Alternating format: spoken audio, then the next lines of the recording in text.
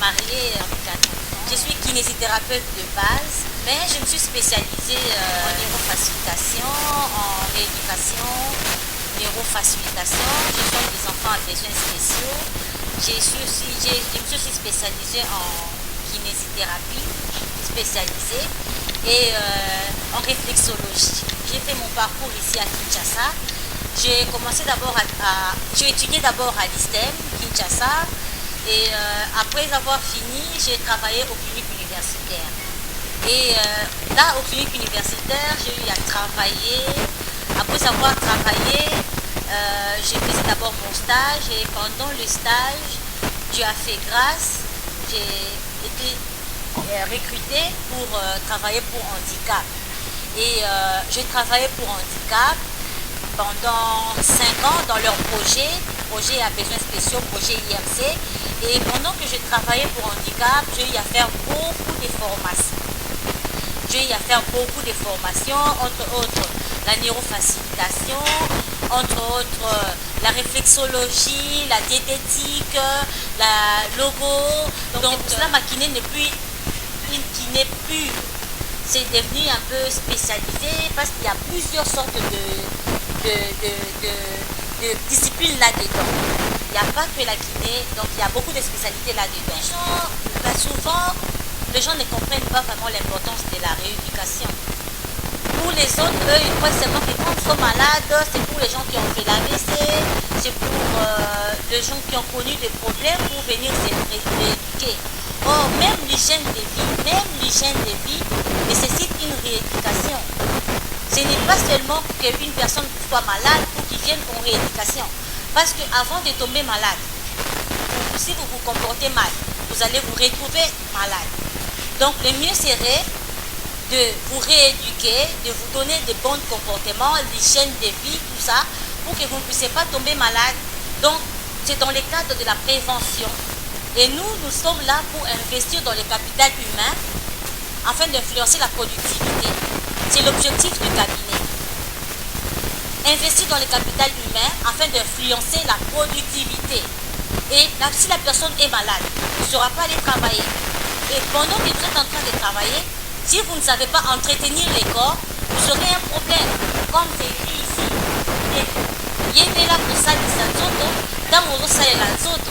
Donc, nous sommes là pour tout le monde, pas uniquement pour le malade, mais même pour les gens qui sont en bonne santé, pour prévenir les dangers.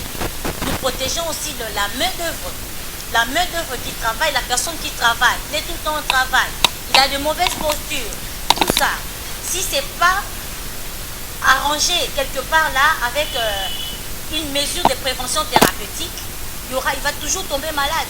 Un jour là, comme il a fait son travail, à la fin de sa carrière ou pendant sa carrière, à quoi il maladie, et après maintenant la personne est comme oh non, non. Difficulté c'est que la personne qui est malade, il vient facilement chez nous, mais la personne qui n'est pas encore malade, qui est malade, qui s'ignore, ne vient pas encore. Et quand il va venir, la situation sera déjà un peu avancée, très grave, tout ça. Donc, le problème va encore devenir très grave et il y aura beaucoup de dépenses. Tu vas beaucoup dépenser si tu ne sais pas prévenir le danger. Donc, c'est ça la difficulté. Mais sinon, la prise en charge par rapport aux patients, eux, ils comprennent, ils viennent se faire soigner, il n'y a pas de problème. Mais notre souci est que même ceux qui ne sont pas malades peuvent aussi aller venir faire le check-up. Par exemple, un check-up physique existe. Il n'y a pas que de check-up de personnes qui sont malades, où ils vont aller faire le sang, tout ça, la prise de sang, non. Il y a aussi des check-up physiques qui existent, que je vous apporte, que ma spécialité vous apporte aujourd'hui. C'est ça. Les difficultés rencontrées, il y en a beaucoup, c'est nombreux. Nous ne pouvons pas tout énumérer ici, mais nous pouvons énumérer les difficultés difficultés financières, par exemple, un patient qui a un problème, c'est Oumeli Makasi, alors, d'abord en retard, parce que chez moi, ici, une prise en charge est précoce, la personne peut être guérie rapidement et il y aura moins de dépenses, des problèmes beaucoup plus financiers. Alors, nous sommes là pour le patient, nous avons besoin d'argent et le patient a besoin de se faire soigner. Et mais maintenant, si par exemple, Ayaki n'a retard, le soin naïe et il n'y a pas de personne qui a voulu soutenir, ou soit il a déjà eu à dépenser après, et quand il est venu chez nous, il se retrouve qu'il n'a pas assez de moyens. Donc c'est ça vraiment difficulté, beaucoup plus au niveau de la finance, mais au niveau de la prise en charge, sinon nous avons l'expérience, nous savons comment remédier à la situation, à n'importe quelle situation chez les patients.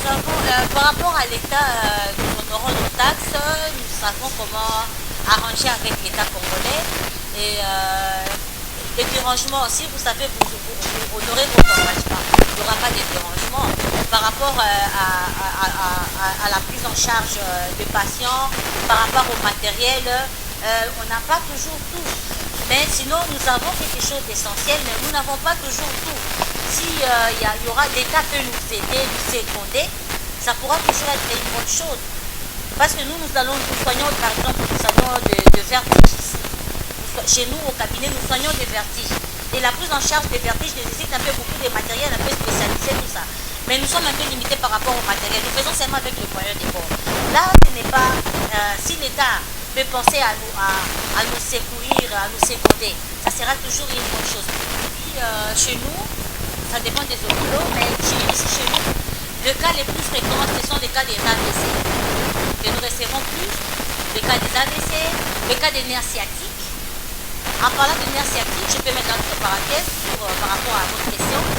Mais sinon, en parlant de nerfs sciatiques, c'est parmi les troubles musculo-squelettiques. C'est la maladie du XXe siècle, les troubles musculo-squelettiques. Donc, c'est ce genre de personnes, surtout le monito, le nerf sciatique, le hernie discale, ce sont des gens, quand ils viennent chez nous en kiné, nous les prenons en charge. Mais nous remarquons que ces cas étaient très fréquents. Pourquoi? Parce que les gens ont manqué d'hygiène de vie. La prévention, comme je disais avant, est très importante. Donc savoir prévenir est mieux que guérir. Donc c'est ça. Les cas les plus fréquents, beaucoup plus, c'est les AVC, les troubles musculo-squelettiques que nous parlons, les nerfs sciatiques, le problème de rhumatismal, le problème de gonflement des jambes. Il y a aussi des vertiges. Mais nous soignons aussi les enfants à besoins spéciaux.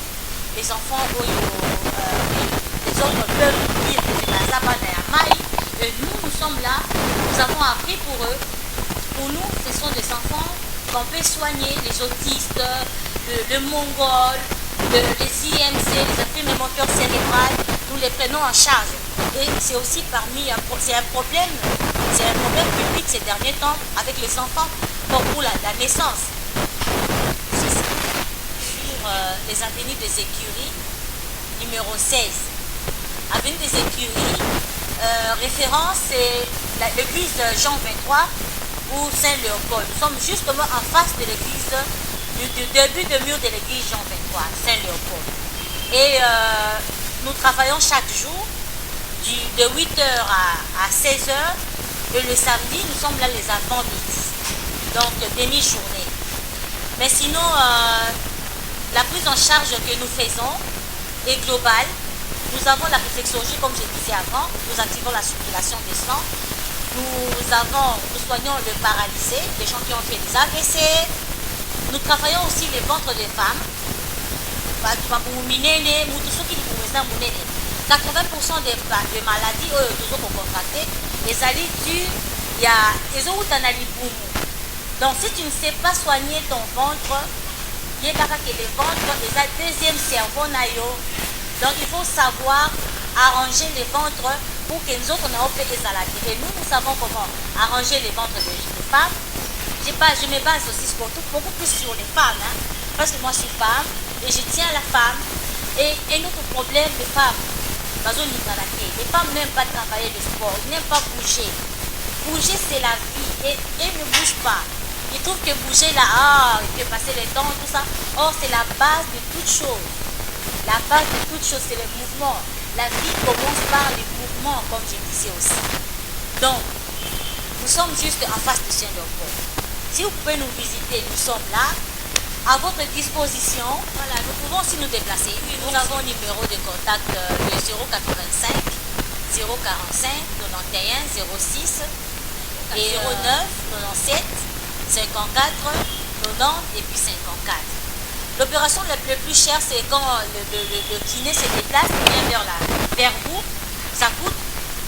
Et ça sera à l'aise au patient de rester dans sa maison, que la kiné se déplace pour lui par rapport aux embouteillages, tout ça. Mais moi, je n'encourage pas. Je préfère que le patient, dès que nous suivons à domicile et que vous vous rétablissez, vous vous sentez en forme, vous pouvez venir au cabinet. Pourquoi? Parce que là, il y a beaucoup de matériel. Vous pouvez toucher à n'importe quoi. Vous pouvez voir les autres, échanger avec les autres et essayer de rigoler aussi, voir les cas que vous avez eu, comment est-ce que l'autre l'a évolué. Donc ça revive, ça remonte aussi la morale. L'expression sali sanzoto, quand vous sali sanzoto, et puis on a dit ndeko oyebela. Pourquoi oyebela? Parce qu'on est plus concentré au travail. On s'occupe des autres. On est au travail du matin jusqu'au soir. Au travail d'abord, vous adoptez une mauvaise position. Et dès que vous rentrez du travail, vous partez à la maison, vous travaillez encore. Et au retour, quand vous allez au lit, vous adoptez encore une mauvaise position. Et plus vous ajoutez encore les embouteillages qui nous fait traîner encore sur la route. Donc ça veut dire que ça nous amène dans un tour de sédentarité qui au fur et à mesure ça va s'accumuler, ça qui va amener le corps à se détruire de façon plus rapide. Alors nous amenons les patients nous vous demandons de savoir au sali sanzoto avant au sali la nzoto. Pourquoi? Au sali nzoto avec tout ce que je viens d'énumérer, il faut savoir aussi venir pour l'entretien chez nous. Venir pour l'entretien, parce que l'entretien de notre corps est comme une voiture. Si vous ne savez pas, vous ne pensez pas à l'entretien, ça sera très grave. Vous allez d'abord beaucoup dépenser. Or, quand tu te mets, pendant que tu travailles, tu peux chercher même un week-end, tu viens pour l'entretien de ton corps, tout ça.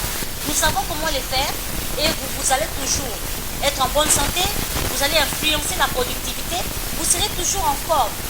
Et je vous rassure, vous allez bien vous sentir dans votre vie. Vous allez avoir une bonne production et votre corps ne sera pas détruit. Donc, il y aura un bon rendement. Au début, je ne savais pas que la kiné existait. Au début, je ne savais pas. Et il y a mon grand frère Franck Kabambi, qui avait son ami qui faisait la kiné.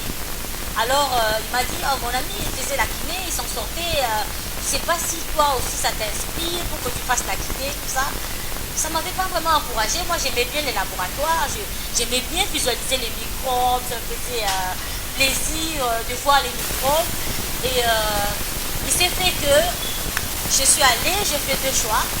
Et le choix qui est parti, c'était le choix en kinésithérapie. Alors, j'avais répété, je me suis dit, oh, pourquoi ça? Moi, je voulais les laboratoires.